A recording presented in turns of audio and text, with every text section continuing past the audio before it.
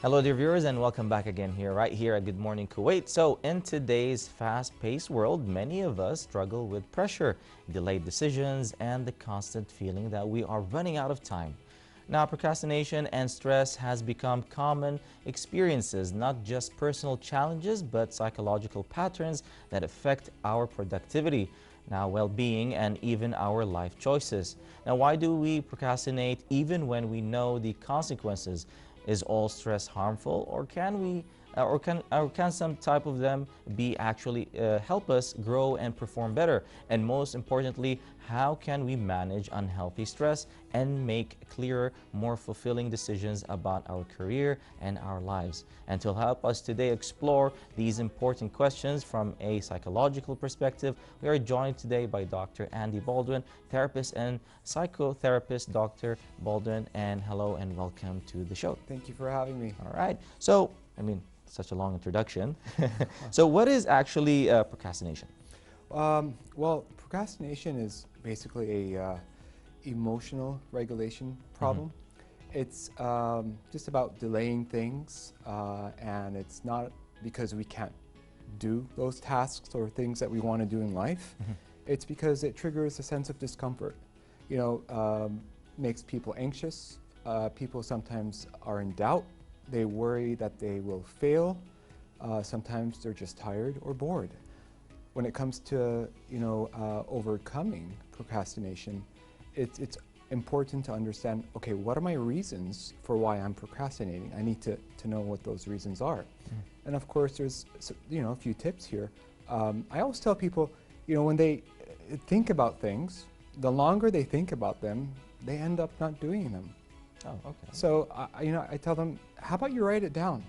Write down, for instance, what you're going to do, when you're going to do it, and why you're going to do it. Because often when people write things down, they end up doing them. And sometimes they say, okay, I'm not motivated, or I just don't feel like it, There's a difference between being motivated from the outside in and inside out. So inside out, it's when I'm not, I'm too tired. I don't have the energy for it. And that doesn't really work, because the thing is, motivation is not always there for us. We can't depend on motivation all the time. But one thing we can always depend on is discipline. And for me to be disciplined, I need to start off by being motivated from the outside in, and that's through action. So for example, let's say I have a 40-minute walk this morning. I wake up in the morning and I'm like, I'm too tired, I'm just going to delay it. I'm procrastinating because I'm tired. Yeah. Well, how about if Andy just goes for 10 minutes, not 40, 10. More than likely, after those 10 minutes, I'm going to actually feel motivated now from the outside in. And I'm going to also come back and want to come back maybe the next morning and do 20. So what we're doing here is we're talking about different approaches. So we've got the incremental approach. The incremental approach is where I start adding time. So if I start with 10 and then the next day I add another 10, let's say my goal is 30 minutes. I keep adding 10 till I get to 30. That's how I can sustain habits and establish discipline. So we can safely call them like small goals, like having small goals and just being happy that you actually finish those goals. The treat is that you actually are happy.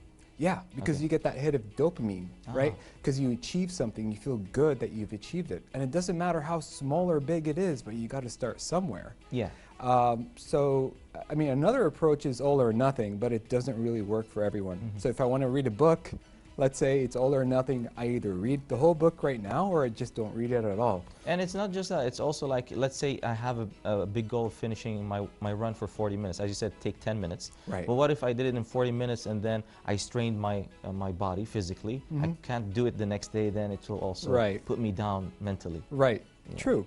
There's another approach. It's called chunking. So it's when I just dedicate, like, let's say 20 minutes a day. You see, and just having a routine and doing things, usually during the same time helps people avoid procrastination. Yeah. Rewarding yourself is also very good. So that's something that everyone should do.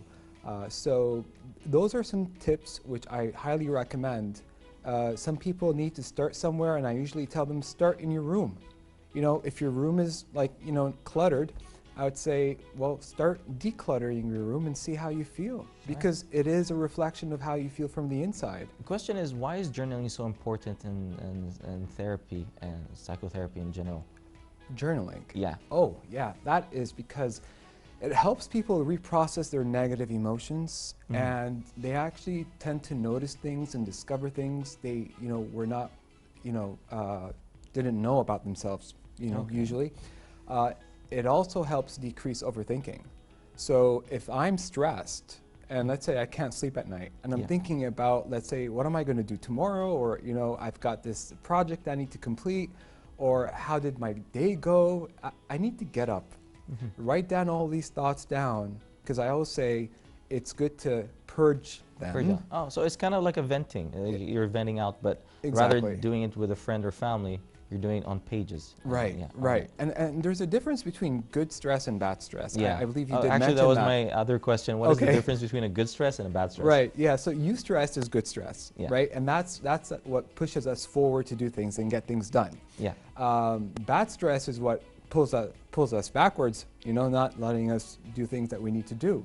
Now, to overcome the bad stress, you know, we can do some breath work. Breath work is really effective. It always brings you down to your baseline, and whether you're experiencing any negative emotion. I also like to, you know, talk about radical acceptance with my clients at KT Counseling Center, because radical acceptance is about changing your attitude when it comes to stressors. It also promotes resilience. Yeah. So it's about changing your attitude, not when it comes to how you treat people, but it's about how you look at life. So, you know, life can throw unpleasant things at you sometimes. And when it does, it's about taking it for what it is and not criticizing it, not judging it, and not blaming anything or it itself, because that always leads to emotional suffering. Yeah. So I have a choice to either suffer or not. So for me to not suffer, I take those things as they are, and it's not because it's a good thing or a bad thing. It's not because I think it's right or wrong. It's not even out of my approval, but it just gives me the opportunity to move forward. So I need to think about the what's. What can I do? I can brainstorm to maybe overcome this obstacle. I try the first thing, it might work. If it doesn't, I go to the second. So instead of why did this happen to me? I didn't expect this, you know, to go this way. I need to start asking, what can I do? So that's about radical acceptance. It's more detailed, but, you know, just in a nutshell, it's really effective. All right, cool. So how can we manage a bad and unhealthy stress in a way if you want to start today? Well, I'd recommend exercise. You know, intensity is good when it comes to, you know, moving even for 10 minutes. You know, it doesn't matter how long or short you do things, as long as it's consistent and it does help. If someone's really stressed out, there's something called the dive effect, where someone can submerge, you know, let's say their face in cold water for 15 to 30 seconds, and that signals to the brain to basically not send a lot of blood to the vital organs, so your heart rate goes down. I'd also recommend grounding, which there's a 5-4-3-2-1 method, where I would, you know, look at 5 things, and when I do, I'd note either their shape, their size, or their color, and then 4 things that I can touch, and then 3 things that I can hear, 2 things that I can smell, 1 thing that I can taste. That's a little bit challenging. I sometimes tell my clients to maybe, you know, have some Tic Tacs with them. But if not, they can just inhale and just try to taste their mouth, okay, in some way. And that really grounds them and just, you know, helps them. So is this about grounding or calibrating?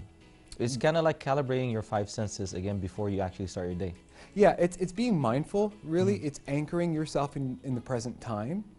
And usually, you know, for you, when you're stressed as well, you know, it's good to, there's a technique called the stop technique. So it's where S means to freeze, don't move a muscle, right?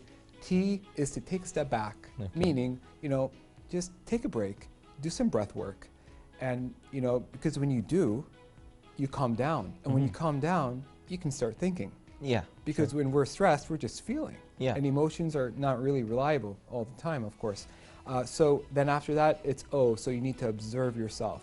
Acknowledge what you feel. Don't criticize it. Don't blame it. Just acknowledge it. Acknowledge your thoughts. And then you can observe yourself externally and ask yourself, okay, how are my actions affecting me? What are my decisions? What are my options? What is best for me? Then P is to proceed mindfully. Oh, all right, cool. So how can we choose a career path that actually makes us feel that we're achieving something and it has fulfillment? Okay, it's about passion, right? So, some people usually ask me, how do I find a career that, makes me feel happy? It's about something that you're really good at. It's something that you enjoy. So it's not something that you have to wake up every morning and say, okay, I got to go to work. No, it's about going somewhere that you enjoy doing what you do. And it's a process. So it's basically a discovery. A lot of people get stressed out about what they want to do in life, what they want to, let's say, study when they go to university. I recommend just to go with the process, because let's say I apply to a job and I expect that this job is going to be something that is going to be great, right? Yeah. But then maybe later down the line, a month or two, I'm like, you know what, this is not what I expected. Yeah. That's good. Yeah. That means change your direction. Yeah, it's not being in denial, it's actually knowing that you do understand yourself. You know that this is not something for you, and you're accepting the fact it's not something for you, and you're willing to do the shift. Exactly, and once you do that shift, or shifts even, you will land something that you will enjoy doing. So there's no need to really, get overwhelmed, over the fact that, I don't know what to do, or, I just need to keep on going. One question, is it actually a good thing to work in somewhere that you don't actually like, or maybe you realize you didn't like it, but then again, you're trying to hide that fact by doing a hobby just so that you can de-stress? Is that actually healthy? I wouldn't recommend that, no. Okay. I mean, it's good to have a balance between, your personal life and work life, so you have a, work and personal balance here. But if it's something you don't enjoy doing and you wake up and you stay there, you'd actually end up more miserable where you are instead of moving forward and doing something else. Yeah. So I always recommend, just to think about that. Any last messages or advices would you give our dear viewers? Well, I just want to say, when it comes to stress, we all, it's a part of life. Life is about pain, let's be realistic, but there's always an option when it comes to suffering. And we can always choose to suffer or not suffer. And the most important thing is, building resilience. I always tell people, when you feel uncomfortable, wherever it is, whatever it is, go put yourself out there, because when you do, at one point, you will start feeling comfortable with feeling uncomfortable. So that's my piece of advice right there. Amazing advice. All right, thank you so much, Dr. Andy, and we hope to see you soon again. Thank you for having me. Thank you so much. Thank you for being in this show of ours. We really are excited actually to have you here, and a lot of advices were thrown here and there, and a lot of informative informations. Thank you so much again. Thank you. Thank you. My pleasure. All right, dear viewers, all thanks and appreciation to our guest, Dr. Andy Baldwin, therapist and psychotherapist. How about we go take a short break, dear viewers, and we'll be right back for more right here at Good Morning Kuwait.